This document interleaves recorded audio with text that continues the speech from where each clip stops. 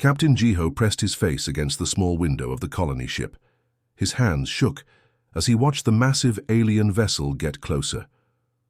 The Korvax warship was 3 times bigger than their peaceful colony transport. Its dark metal hull had strange blue lights that flickered like angry eyes. "Papa, what's happening?" His 8-year-old daughter Minji tugged at his sleeve. Her small voice was filled with worry. Around them, other families huddled together. Parents held their children close. "Everything will be okay, sweetheart," Jiho lied. He knew it wouldn't be okay. The Korvax were known across the galaxy as slave traders.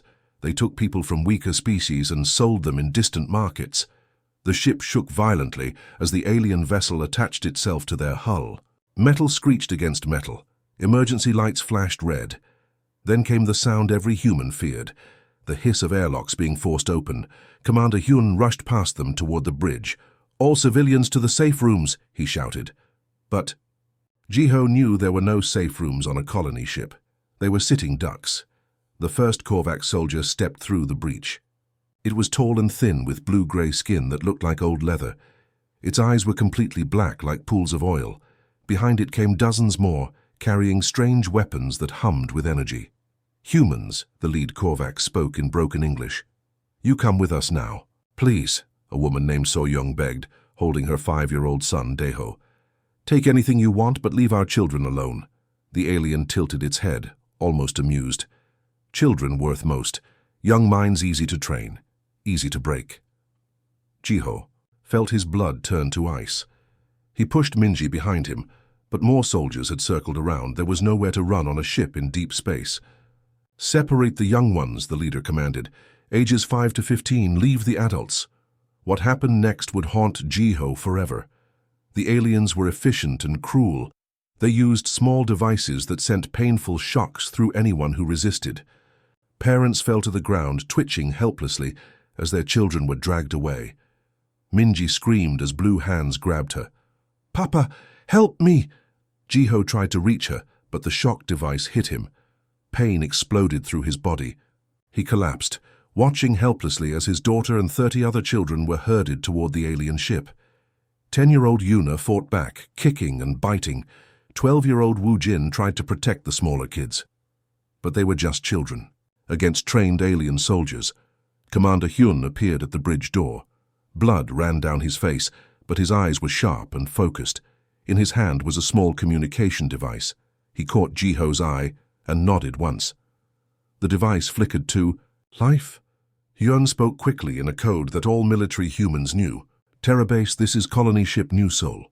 Code Black initiated. Repeat, Code Black, 31 packages taken by Korvax raiders. Coordinates transmitted. End message." The Korvax leader heard the transmission and laughed.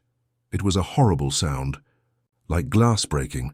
"Your human government no help you here, we too far from your space. By time help comes, children be sold and gone." But what the alien didn't understand was the look on Hyun's face. It wasn't despair, it wasn't fear, it was something much more dangerous.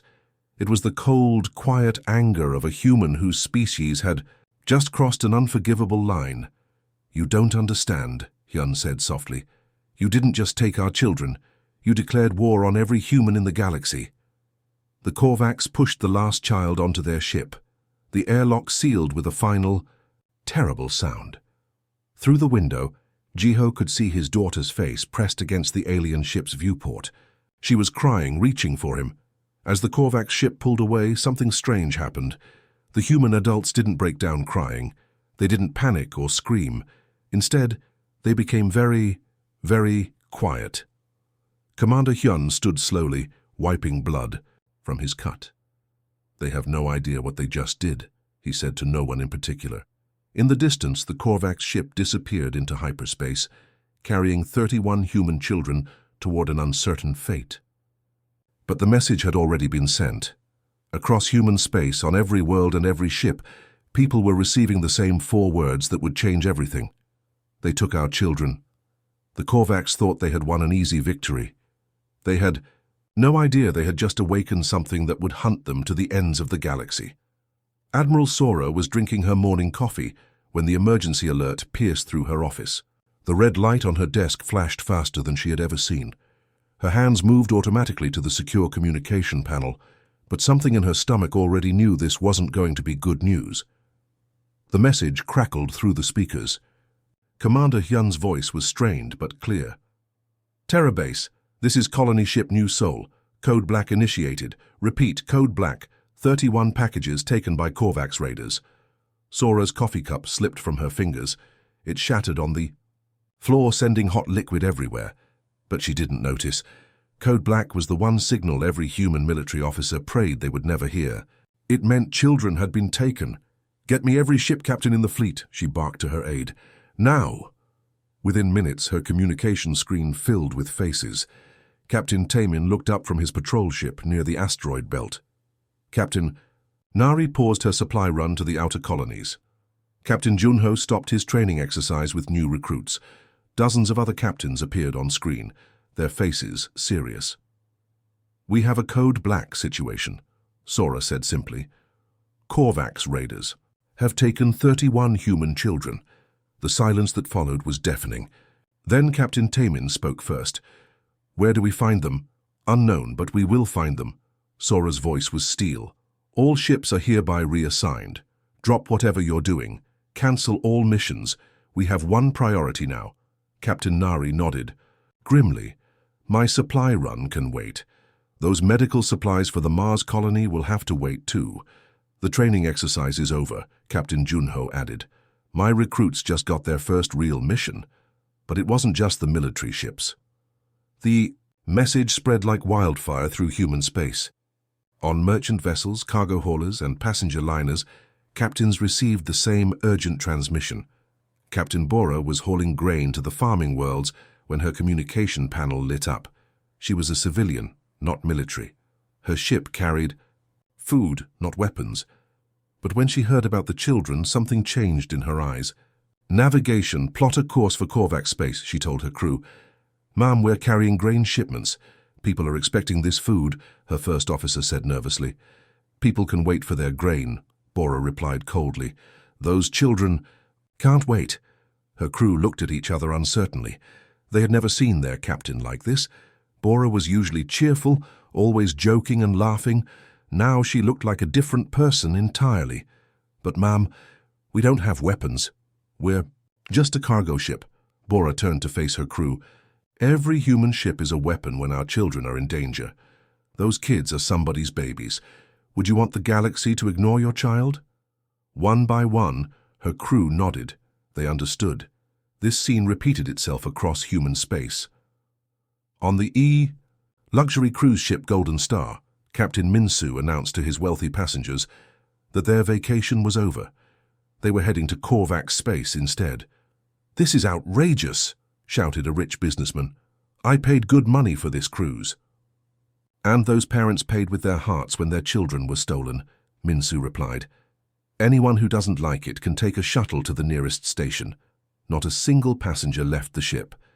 Captain Jiwon commanded a small patrol vessel near the edge of human territory. Her ship only had 2 crew members and basic weapons. When she got the message, she didn't hesitate. Set course for the last known position of the Korvax ship, she ordered. Ma'am, shouldn't we wait for backup? We're pretty far out here alone. Those children don't have time for backup, Jiwon said firmly. The alien species watching human space were confused. Trade ships suddenly abandoned their profitable routes. Passenger vessels dumped their paying customers at the nearest ports. Military patrols left their assigned sectors unguarded. The Centauri Federation sent a worried message to Admiral Sora. Admiral, your merchant ships have stopped delivering to our worlds. Our people need those supplies. Sora's reply was brief. Our children need to come home. The Altair Republic complained that human patrol ships had left the borders undefended. What if pirates attack our joint settlements? Then you'll have to defend them yourselves, Sora responded. We have bigger problems. What the aliens didn't understand was that they were witnessing something that had never happened before in galactic history. An entire species was dropping everything for their young. Not just the military, not just the government, every single human with access to a ship. Captain Dong-hyun left his comfortable job transporting executives between corporate worlds. Captain Isul abandoned her scientific research mission. Even old Captain Kyung-ho, who was supposed to retire next week, turned his ancient freighter toward Korvax space. The Korvax had made one terrible mistake. They thought humans were like other species, that they would file complaints, demand negotiations, maybe send a few ships to look around. They had no idea that when you take human children, every human becomes your enemy. The hunt was about to begin. Lieutenant Seok sat in the cockpit of his small scout ship, staring at the holographic display in front of him. Tiny dots of light showed the movement of ships across this sector of space. Most were normal traffic, merchants, travelers, patrol vessels going about their business. But Seok wasn't looking for normal ships. "There," he whispered, pointing at a dot moving faster than the others. "Korvax raider, heading toward the outer rim." His fingers danced across the control panel. The ship's advanced sensors locked onto the target. Within seconds, he had detailed scans. Ship type, weapon systems, crew size. But most importantly, he could see heat signatures inside the vessel. Small heat signatures, child-sized. "Control, this is Scout 7, Seok spoke into his headset. "I have a positive identification. Korvax raider with human life signs aboard. Transmitting coordinates now." The response came immediately. "Copy that, Scout 7. Hunter Squadron is moving to intercept." Seok smiled grimly. Hunter Squadron was led by Captain Rena, and she had earned her reputation the hard way. Her destroyer ship Vengeful Strike was faster and deadlier than anything the Korvax had ever faced. 20 minutes later, the Korvax raider found itself surrounded. Captain Rena's ship appeared first, its massive hull blocking the raider's escape route. Then two more human ships materialized from hyperspace, forming a triangle around the alien vessel. The Korvax captain tried to run. His ship twisted and turned, firing its weapons wildly. But Rena had studied alien tactics for years. She knew exactly what he would do before he did it. "Target their engines," she ordered calmly. "Disable only. We need them alive." The first blast from Vengeful Strike's cannons hit perfectly. The Korvax ship spun helplessly as its main engine exploded. The second blast took out their weapons. The third destroyed their communication array. "Boarding teams, go," Rena commanded. Human soldiers in full combat armor swarmed onto the disabled ship. They moved with deadly efficiency, trained specifically for rescue operations. Within minutes, they had secured the vessel and captured every alien crew member. But there were no children aboard, only empty holding cells and the stench of fear. Captain Rena's face darkened when she got the report. This raider was just a scout ship. The real prize was somewhere else. The captured Korvax captain was brought before Commander Minho. Minho had volunteered for interrogation duty, and everyone knew why. His own nephew had been taken from a research station 2 years ago. They never found the boy. Minho sat across from the blue-skinned alien in a plain metal room. No torture devices, no threats, just 2 chairs and a table between them. "Where are our children?" Minho asked quietly. The Korvax laughed, a harsh clicking sound. "Your young ones are probably sold already, gone to distant worlds. You never find them." Minho nodded slowly. "Okay, let me explain something to you. Right now there are 3,000 human ships looking for our kids. We have shut down all trade routes. We have pulled every ship from every mission. We have turned our entire civilization into a hunting pack." The alien's laugh faded a little. "You, see," Minho continued, "other species negotiate when their people are taken. They offer money, make deals, sometimes even give up territory. But humans don't negotiate when our children are involved." He leaned forward. "We hunt, and we keep hunting until we find them, all of them." The Korvax captain tried to look confident, but sweat was beading on his strange blue skin. "You cannot fight entire Korvax empire. We are strong. We have many ships." "Had many ships," Minho corrected. "Captain Rena destroyed 3 of your vessels this morning. Captain Jungwoo took out 2 more near the asteroid belt. Captain Sohee's squadron eliminated 5 raiders trying to escape through the outer colonies." The numbers were staggering. In just 1 day, human forces had located and destroyed dozens of Korvax ships. Each battle was swift and one-sided. The aliens were used to fighting weaker species who panicked under pressure. Humans were different. They stayed calm, thought clearly, and struck with surgical precision. "This is impossible," the Korvax whispered. "Your ships were scattered. Your fleets were small." "We're scattered," Minho agreed. "Now we're focused.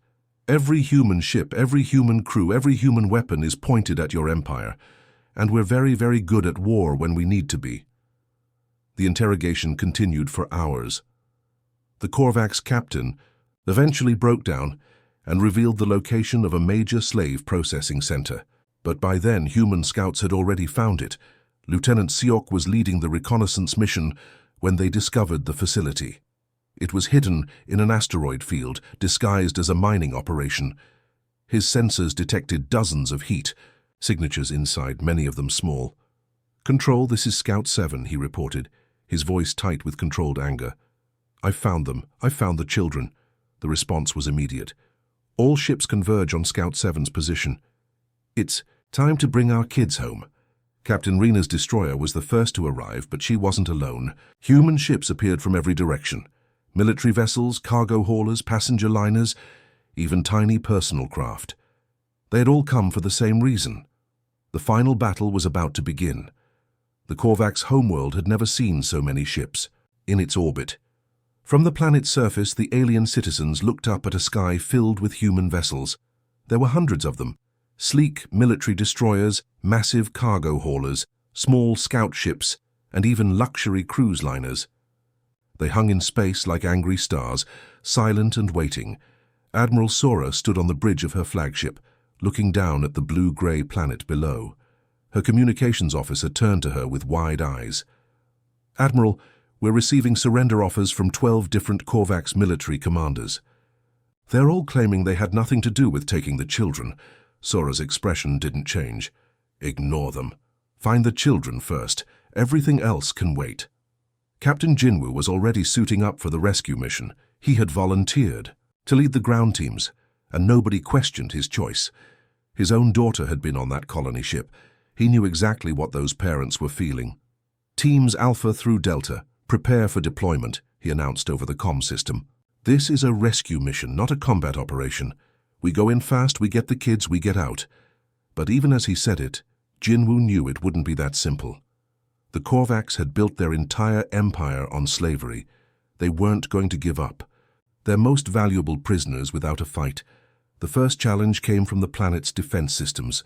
Massive energy cannons powered up from the surface, targeting the human ships. Warning lights flashed across dozens of bridge screens. "Defensive positions!" Captain Rena shouted aboard her destroyer. "They're powering up planetary weapons!" But Admiral Sora had expected this. "All ships, execute Pattern 7. Show them what precision looks like." What happened next amazed even the human crews. Instead of a wild battle with explosions everywhere, the human fleet moved like a perfectly choreographed dance. Each ship knew exactly where to go and when to fire. Captain Do-Hyun's cruiser took out 3 defense platforms with surgical strikes. Captain Yerin's bomber squadron eliminated the main power grid with pinpoint accuracy. Captain Bowman's fighters swept through the atmosphere, destroying communications arrays without harming nearby civilian buildings. In less than 20 minutes, the entire planetary defense system was offline. Not destroyed, disabled. The Korvax military commanders watched in horror as their strongest weapons were neutralized without a single human casualty. "How is this possible?" General Vexkar, the Korvax military leader, stared at his tactical displays. "They're moving. Like they planned this attack for months." His aide was trembling. "Sir, they're broadcasting on all frequencies." Admiral Sora's voice filled every speaker on the planet. Her words were calm, clear, and absolutely terrifying. "Korvax leadership, this is Admiral Sora of the human colonial fleet. You have taken 31 human children. You have one chance to return them unharmed. Do this and your species continues to exist. Refuse and we will turn your homeworld into a memory." General Vexkar tried to sound confident when he responded. "Human Admiral, you are outnumbered. We have millions of soldiers on this planet. You have only a few hundred ships." There was a long pause before Sora replied. When she spoke again, her voice was colder than deep space. "General, you misunderstand the situation. We're not here to conquer your planet. We're here to collect our children. Every second you delay their return, more human ships arrive in your system." As if to prove her point, hyperspace portals opened around the planet. More human vessels emerged, cargo ships carrying marines, hospital ships ready for medical treatment, even civilian vessels crewed by angry parents. Captain Min-Soo had converted his passenger liner into a rescue ship. Captain Yunbi had loaded her cargo hauler with medical supplies. Old Captain Hyongju, who should have been retired, commanded an ancient freighter filled with volunteers. "You see," Admiral Sora continued, "you didn't just kidnap 31 children, you declared war on every human parent in the galaxy. And there are billions of us." The truth was starting to hit the Korvax leadership. They had built their empire by taking advantage of weak, divided species. But humans were different. When their children were threatened, they didn't panic or argue among themselves. They became one focused, deadly force. Captain Jinwoo's rescue. Teams were already descending toward the planet. Their ships moved too fast for the remaining defenses to track. Landing pods scattered across the surface like seeds, each one carrying elite human soldiers trained specifically for hostage rescue. Team. "Alpha, I've got heat signatures in the underground facility beneath the capital city," reported Lieutenant Young-ho. "Looks like our kids are being held 3 levels down." "Team Beta is detecting more signatures in the industrial district," added Sergeant Ga-Young. "They've got them scattered across multiple locations." General Vexkar watched the human landing. Craft approach his cities. He had 2 choices: order his troops to fight and likely get the children killed in the crossfire, or surrender and hope the humans kept their word about letting his species survive. He looked at the tactical display, showing hundreds of human ships in orbit. Each one was perfectly positioned, ready to turn his world into burning ash if anything happened to those children. For the first time in his life, the mighty Korvax general felt afraid. "All units," he spoke slowly into his communicator, "stand down. Do not engage the human rescue teams." The children were coming home. Captain Jiho stood at the airlock of the rescue ship, his heart pounding so hard he could hear it in his ears. Behind him, other parents waited in desperate silence. They had traveled across the galaxy, endured weeks of fear and sleepless nights, all for this moment. The airlock door hissed open. The first child through was little Daeho, still clutching, a torn, stuffed animal. His mother So-young fell to her knees, sobbing as she pulled him into her arms. The boy was thinner than before, his eyes haunted, but he was alive. Then came Yuna, walking slowly but steadily. Her father Kiwon lifted her up, spinning her around like he used to do before bedtime. She managed a weak smile, the first anyone had seen from her in weeks. "Papa?" A small voice called from the doorway. Jiho looked up and saw his daughter Minji. She looked so small in the oversized rescue blanket wrapped around her shoulders. Her hair was messy, her clothes were different, but her eyes, those beautiful bright eyes, were still the same. "Minji!" Jiho ran to her, scooping her up in his arms. She felt so light, too light. The aliens hadn't been feeding the children properly, but she was warm and breathing and real. "I knew you would come," she whispered against his neck. "I told the other kids that humans never give up, not when it's about family." Captain Jinwoo watched the reunions from a distance. His own daughter was among the rescued children, but he stayed back, letting the families have their moment. 31 children had been taken.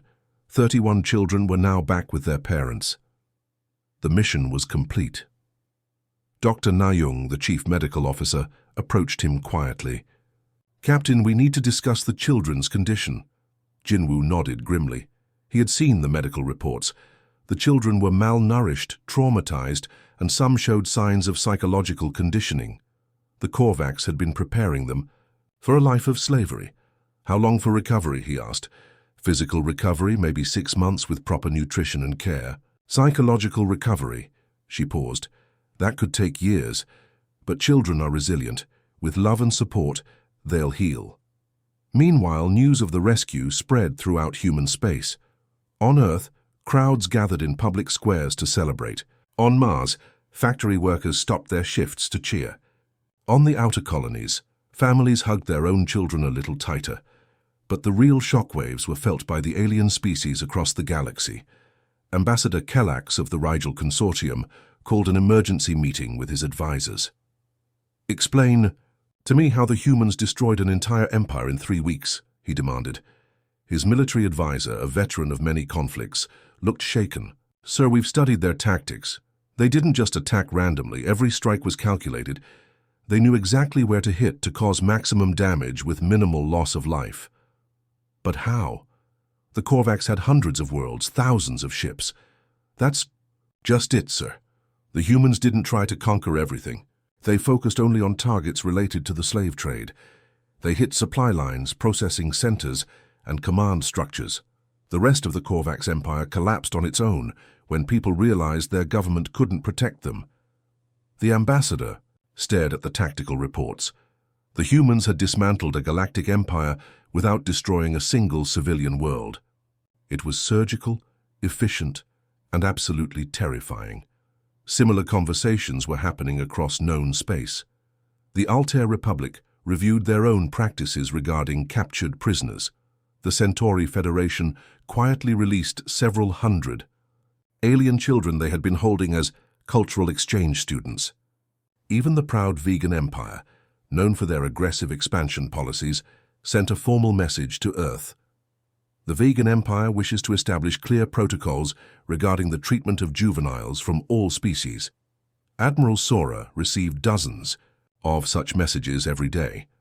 Alien governments were suddenly very interested in making sure humans knew they respected the rights of children. She filed most of them without reading, but she did craft one response that was sent to every known species in the galaxy. To all galactic civilizations, humans are generally peaceful. We prefer trade to war, cooperation to conflict.